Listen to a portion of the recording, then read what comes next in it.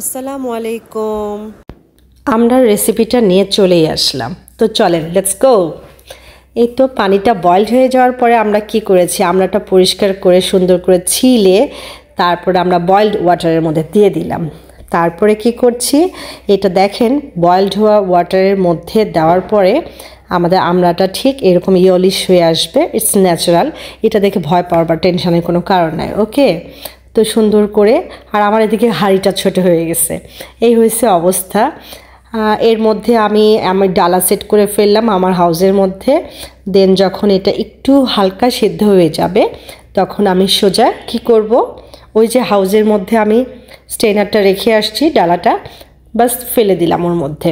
তো সুন্দর মতো পানিটা শুকে যখন যাবে তখন আমি ওটাতে কাজ করব। এখানে 5 ফোড়ন দিলাম, জিরা দিলাম, ধনিয়া দিলাম, এগুলো সম্পূর্ণ সুন্দর মতো একটু টেলে নিয়ে, হালকা আঁচে টেলে নিয়ে এটাকে আমি হামানদিস্তা দিয়ে একটু করার চেষ্টা করলাম। তো পরে দেখেছি যে হয় নাই, তো পরে কি করছি সেটা পরেই বলছি। ওকে, দেন আমরা কি করছি, লোহার কড়াইয়ে লটস অফ সরিষার তেল দিলাম, দেওয়ার পরে এই রসুনটা দিয়ে বাগার দিচ্ছি, থেতো করা রসুন আর শুকনা মরিচ দিয়ে এটাকে হালকা যখন একটু ঘ্রাণ চলে আসবে তখন ওই হালকা সেদ্ধ করা আমড়াটা দিয়ে দিব সুন্দর করে।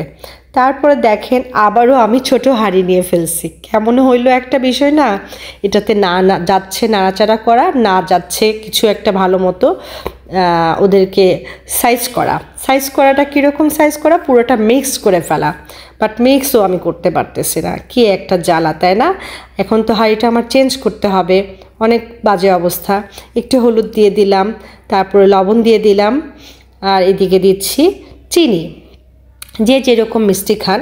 তো অবশেষে আমি দেখলাম টক ঝাল মিষ্টির আচারের রিকোয়ারমেন্টটা সবাই বেশি দিয়েছেন, অসংখ্য ধন্যবাদ সবাই আমাকে এত সুন্দর করে কমেন্ট করার জন্য। আর এখানে আমি গুঁড়ো মশলাটা ছিটে দিচ্ছি, শেষ পর্যন্ত কিন্তু আমার ব্লেন্ডারে যেতেই হয়েছে। ভাবছিলাম যে এতটুকু মশলা আবার ব্লেন্ডারে দিব, তো ভাবলাম যে হামানদিস্তা দিয়ে করি। তো একটু একটু করে কষায় আমি এটা আর কি ছোট্ট আছে আস্তে আস্তে করে সুন্দর করে নেড়ে আস্তে আস্তে এই কালারটা হয়ে আসছে। আমি বারবার দেখার চেষ্টা করতেছি যে কালারটা সুন্দর আসছে কি না, আওলায় গেল কি না। তো লাস্ট মুহূর্তে কি করব, আমরা এক সিপির মতো ভিনেগার দিয়ে দিলাম যাতে জিনিসটা নষ্ট না হয়। এখন দেখেন কালারটা কিন্তু পারফেক্ট লাগছে, রাইট।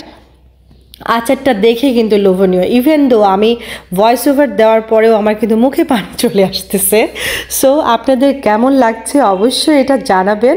আর ভিডিওটা অনেক লং, বাট ডিসক্রাইব আমার অনেকখানি করতে হবে, দ্যাটস ওয়াই একটু বেশি তাড়াতাড়ি করে ফেললাম। এনিওয়ে কিছু মনে করবেন না, আমি সার্ভিং ডিশে তুলে নিলাম, নেওয়ার পরে লাস্ট লুকের ছবিটা তুলে নেই। আল্লাহ হাফেজ।